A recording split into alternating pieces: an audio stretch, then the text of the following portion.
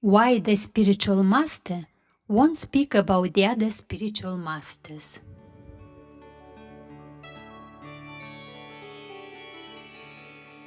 There was once a well-known spiritual master who had a few thousand disciples whom he was extremely fond of, and who were also very proud of him. The master had given talks at various places and had answered thousands of questions after his talks. Many times the disciples of other masters came to listen to his talks. At times they showed him tremendous respect, but at other times they created problems for him. Frequently they would deface this master's picture or posters announcing his talk, or paste posters of their own master right on top of his. A few times before his talk began, they distributed pamphlets about their own master at the entrance. Sometimes they distributed pamphlets attacking this master at his own talks. At times they asked him questions about their own master, but he was wise enough to avoid such questions. He always told them that they knew more about their own master than he did. At one particular meeting, a disciple of another master asked this master, "What is your opinion about Master X?"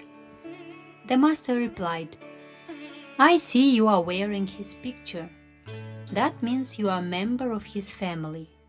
You are his son. Won't a son know more about his father than a stranger does? I am like a stranger to your family. So how can you expect me to know about its members? I do not know what you have in your house. I know only what I have in my house. Since I have not been to your house, naturally whatever I say about it will be wrong. And even if I had visited your house once or twice, my description of it still would probably be all wrong. I am the wrong person to tell you anything about your master. You can and will have every right to challenge my knowledge of your spiritual father." The young seeker said to the master, "Then why do you claim to be a God-realized soul?" The master asked, "When did I say I was God-realized?" "All right," said the seeker.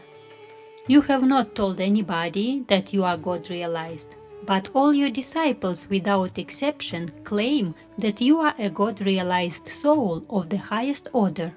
But if you are really a God-realized soul, then you are bound to know everything about my master, how great he is, how kind he is, how earth treasures him, and how much pride heaven has in him.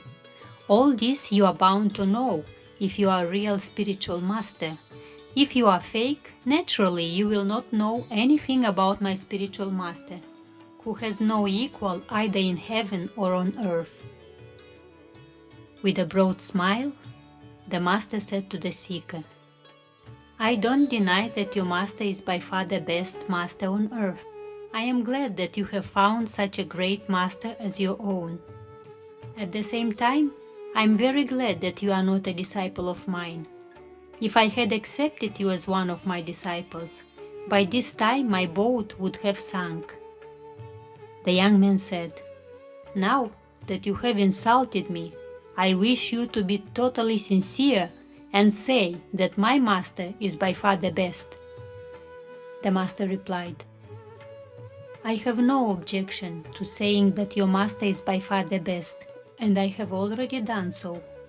Why are you not satisfied?" The seeker said, "I don't feel any conviction in your words." The master said, "Do you want me to act like a wise man or like a fool?" "Since you are a spiritual master, I do expect you to act like a wise man and not like a fool," replied the seeker.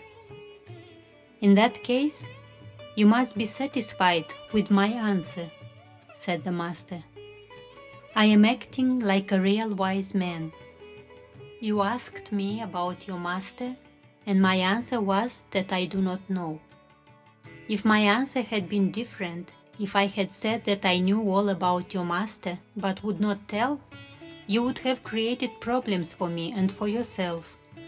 You would have immediately said to yourself, "He does not want to tell me anything about my master, either because he knows my master is unrealized or because he knows my master is great and he is jealous of him." But in either case, you would have been disappointed. Doubt, suspicion, and other undivine qualities would have entered into you with regard to your own master. However, if I say I do not know about your master, you are apt to forgive my ignorance. Therefore, it is always safer and wiser for both of us if I say I do not know about your master. In this case, ignorance is a real bliss.